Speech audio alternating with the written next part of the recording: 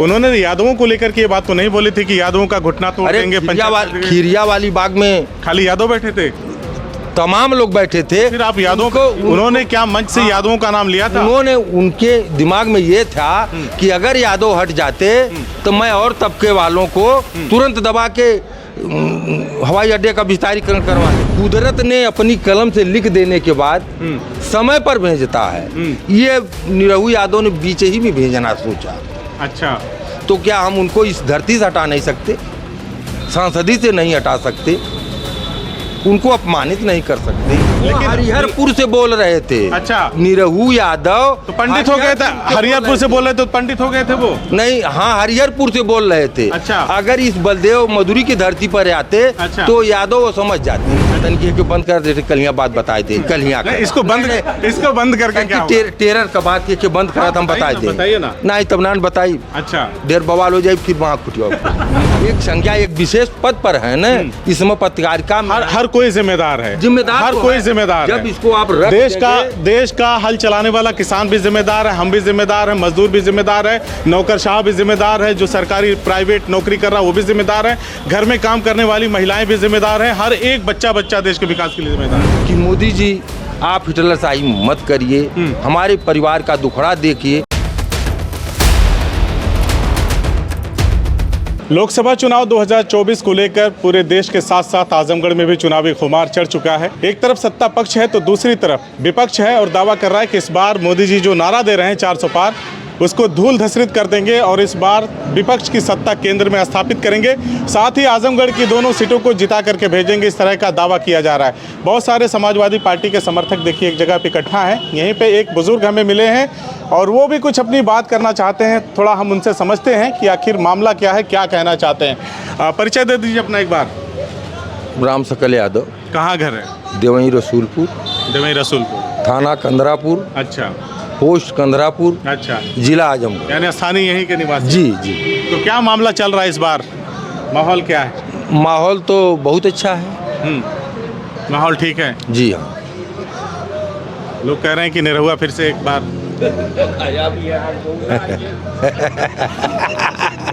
देखिए साहब, ऐसी चीज़ है जी कि आप सोचते होंगे कि दिनेश लाल यादव अच्छे खासे सांसद रहे और हैं मौके पर, लेकिन आप और उनकी सोच जैसे बराबर मेल खाती है। अच्छा,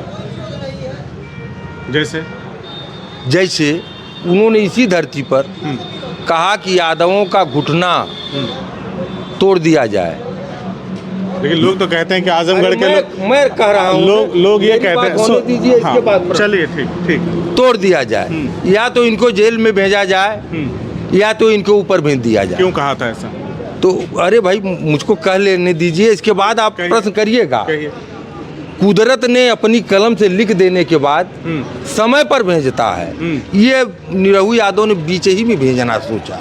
अच्छा, तो क्या हम उनको इस धरती से हटा नहीं सकते? सांसदी से नहीं हटा सकते? उनको अपमानित नहीं कर सकते? गले में माला तो नहीं डालेंगे? अब अपना प्रश्न करिए। हो गया आपकी बात? जी हाँ, जितना अब थोड़ा सा इधर आ जाइए। हाँ, थोड़ा सा इधर आ जाइए। उन्होंने यादवों को लेकर के ये बात तो नहीं बोली थी कि यादवों का घुटना तोड़ देंगे। खीरिया वाली बाग में खाली यादव बैठे थे, तमाम लोग बैठे थे। फिर आप यादवों को उन्होंने क्या मंच से यादवों का नाम लिया था? उन्होंने, उनके दिमाग में ये था कि अगर यादव हट जाते तो मैं और तबके वालों को तुरंत दबा के हवाई अड्डे का विस्तारीकरण करवा लेता। लेकिन समाजवादी पार्टी के जो नेता थे, जी हाँ, वो ये दावा करते रहे कि निरहुआ ने आजमगढ़ के लोगों को कहा कि मनबड़ है, इनको मार करके घुटना पंचर कर देना चाहिए। ये दावा वो लोग कर रहे हैं। भाई मनबड़ तो यादव तो मनबड़ आजमगढ़ के लोग कहें तो आजमगढ़ में सिर्फ यादव रहते हैं। आजमगढ़ में सिर्फ यादव रहते हैं। आजमगढ़ में सिर्फ यादव रहते हैं। नहीं, निरहुआ यादव नहीं है। और अगर वो यादव के खिलाफ बोल रहे थे, सुन लीजिए, अगर वो यादव के खिलाफ बोल रहे थे तो निरहुआ तो खुद भी यादव है। अगर उन्होंने यादवों को कहा था, यानी निरहुआ खुद अपने आप को खत्म करने की बात कर रहे थे। नहीं, वो उन्होंने आजमगढ़ के लोगों को, देखिए पहली बात बोलना ठीक है, बोलना ठीक अच्छी बात है, लेकिन हरिहरपुर से बोल रहे थे। अच्छा, निरहु यादव तो पंडित हो गए थे? हरिहरपुर से बोल रहे थे तो पंडित हो गए थे वो? नहीं, हाँ, हरिहरपुर से बोल रहे थे। अच्छा, अगर इस बलदेव मधुरी की धरती पर आते तो यादव वो समझ जाते। अच्छा, यादव कि चर्चा करने के लिए उनको बुलवाया गया कई बार कि आप आइए और जनता के बीच में अपनी बात कहिए, उनको समय नहीं लग पाई। समय नहीं लग पाया। जी हाँ। अच्छा। हाँ। उनका कहना था कि वहाँ पे समाजवादी पार्टी के नेता लोग बैठे हुए हैं गांव वालों को लेकर के, तो हमको गांव वालों से बात करना है, ना कि नेताओं से समाजवादी पार्टी की बात करना है। मैंने हम लोग एक जगह न बैठे थे, पूरा गांव वीरान था, तो गांव में जाके किसी से मिल लिए होते। अच्छा।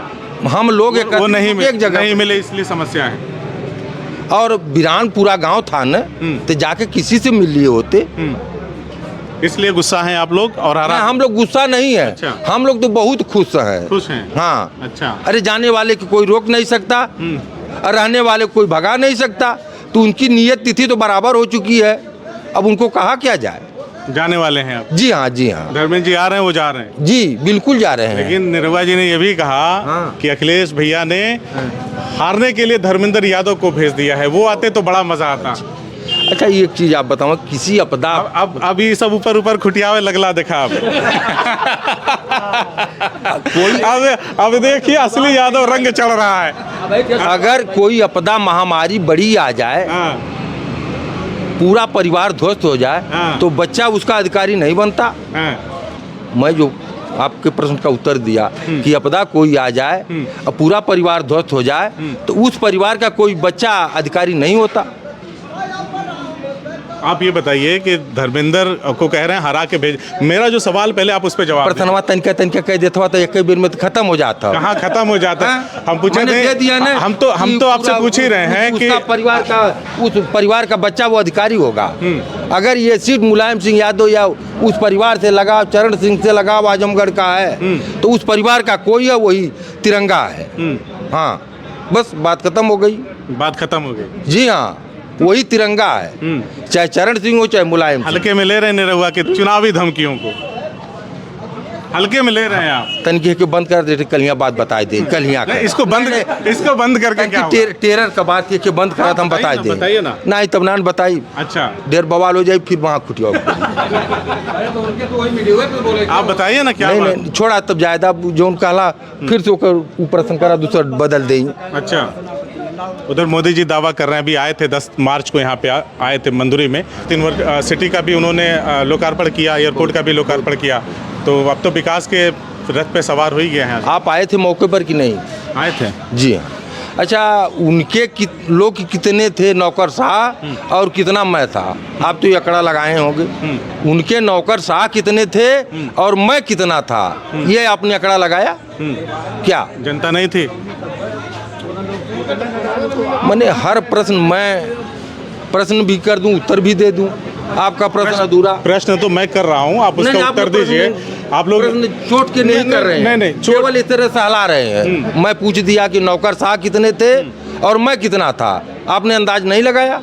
बताइए ना, आप बताइए। तो मैं बताऊं तो मैं पूछ कर रहा हूं, मैं बता दूं। तो ये माइक ये काटिए आप ये माइक ले लीजिए। काटिए आप माइक ले लीजिए, फिर आप सवाल करिए, हम जवाब दे रहे हैं आपके सवाल का।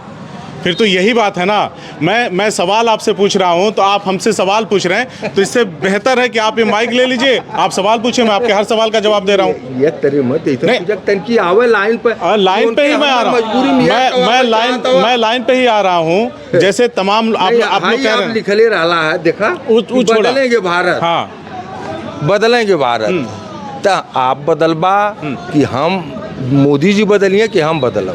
पूरे देश के लोग बदलेंगे। तो आप देश से बाहर हुआ? पूरे का नाम अगर मैंने लिया है, नहीं देखिए इसमें हंसने की कोई बात नहीं है।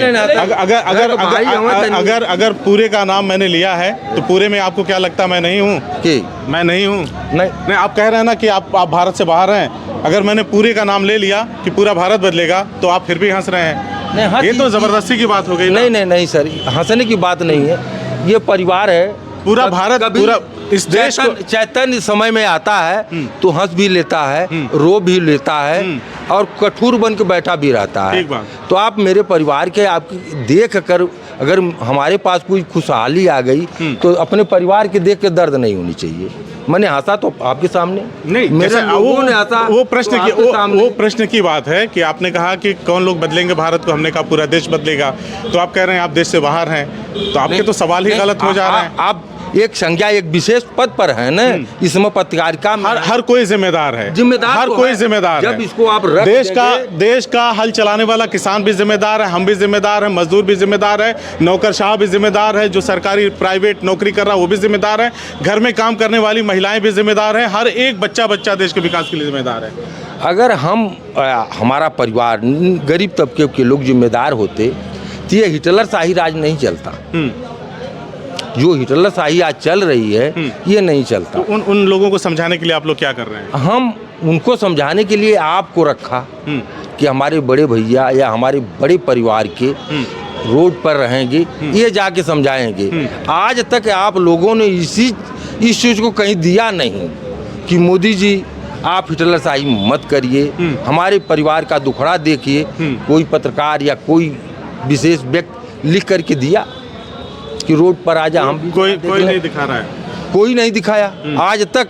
जब से वो प्रधानमंत्री हैं आज तक आपके लोग, चाहे वो ऊंचे मीडिया वाले हों चाहे नीचे मीडिया वाले हों, किसी अखबार में आया हो तो आप दिखवाइए। ठीक बात। चलिए, एक चाचा जी हैं और समाजवादी पार्टी के समर्थक हैं। इन्होंने कहा कि देश का कोई मीडिया जो है, चाहे वो छोटा हो बड़ा हो, विपक्ष की बातों को नहीं दिखाता। मज़ेदार बात तो ये है कि ये बात भी आकर के हमारे जैसे छोटे चैनलों पे भी लोग इस तरह की बातें बोलते हैं कि विपक्ष की बातों को मीडिया नहीं दिखाता, चाहे वो छोटा हो चाहे बड़ा हो। ये बात ये हमारे ही चैनल पे आके बोलते हैं और आप सोचिए कि कितनी जिम्मेदारी वाली बात ये है कि ये कह भी रहे हैं कि नहीं दिखाता और हमने इनको मौका भी दिया इनकी बात को करने के लिए, लेकिन इन्होंने बात को बहुत तरीके से घुमाया और बहुत सारे मुद्दों की बात तो मुझे लगता है कि हो नहीं पाई। लेकिन आप क्या सोचते हैं इस 2024 के लोकसभा चुनाव को लेकर के जनता कितनी जागरूक है? इन्होंने कहा कि देश का गरीब तबका जागरूक नहीं है, वो नहीं समझ पा रहा है, वो तानाशाह की नीतियों में फंस के रह जा रहा है। अब कितना इनकी पार्टी ने मेहनत किया है तो आने वाला समय ही बताएगा और 24 के चुनाव में ही कन्फर्म हो पाएगा कि देश की सत्ता में क्या परिवर्तन हो पाएगा या नहीं होगा, या मोदी जी तीसरी बार सत्ता में आएंगे या विपक्ष की सरकार बनेगी। ये बस कुछ ही महीनों में ये बात तय हो जाएगी और साथ ही साथ ये भी तय हो जाएगा कि आजमगढ़ की जनता इस बार किसको अपना सांसद चुन रही है, यहाँ से धर्मेंद्र यादव या दिनेश लाल यादव निरहुआ को। आप देखते रहिए बदलेगा भारत। जय हिंद।